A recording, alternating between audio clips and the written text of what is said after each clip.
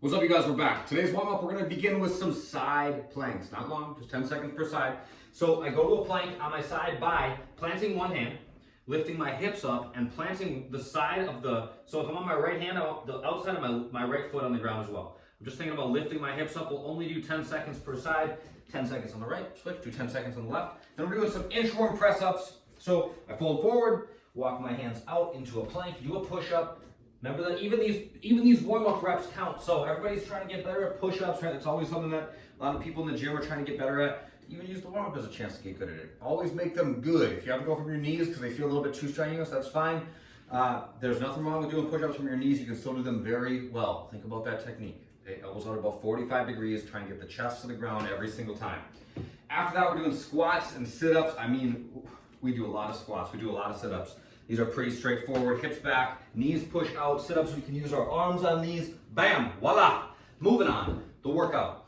We are gonna start, we're doing 3 4-minute rounds of, the first movement is an alternating single dumbbell hang cluster. Whew, that's a lot to talk about. All right, so we're gonna switch sides as we go. Rep after rep, we change sides. So I got this dumbbell in my hand. I'm gonna swing it back between my legs and I open my hips and bring it up to my shoulder. Swing to my shoulder. Now I squat, stand and press, AKA a thruster, okay? So if I wanna make that a little bit more efficient, instead of doing my swing up to my shoulder and then a squat, I can start my squat after the swing. So I swing, open my hips, and then catch as the dumbbell's coming up and then stand and press, okay? So I'll do a couple of these so you guys can kind of see it. So I come back down to my shoulder, transition hands, swing, squat, thruster. Swing, squat, thruster. One more. Check it out. Woo! I'm sweating now, class. That's that. We'll do 12 of those. After that, 12 of the crowd favorite, the burpee. Chest all the way to the ground. Look at my position on the burpee. My elbows are on top of my wrists, or at least they better be. I hope they are. And I'm about 45 degrees out with my upper arm from my ribs. Come back up, feet land flat, jump and clap, and then mountain climbers. Back to my plank.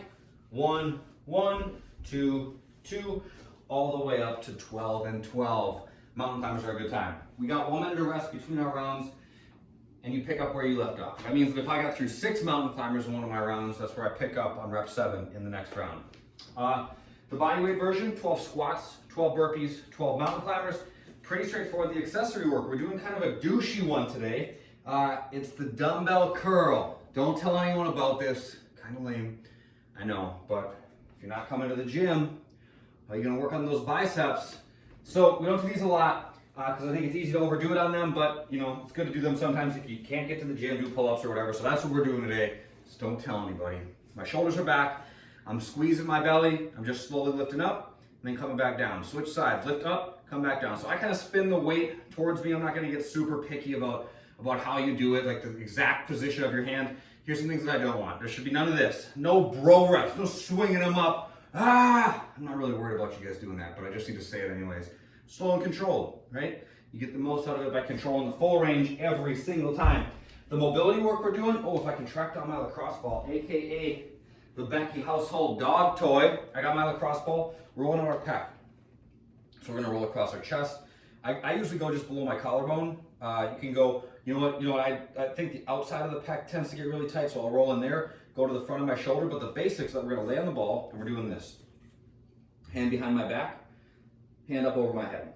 Hand behind my back, hand up over my head. It's a really flattering one. If you guys wanna see me do it, check this out. I'm gonna lay on my belly, ball into my pec. I lean into it just a little bit, all the way up to overhead, and then all the way back. It's a good one to show your friends. If you're like, hey, check out this thing I learned at the gym this week, this is a really good one. You can show them that, they'll be very impressed. I think that's it. I think that's all we got. That's it for this one, you guys. I will have more for you tomorrow. Have a good day, have a good workout, and I'll talk to you soon. Bye now.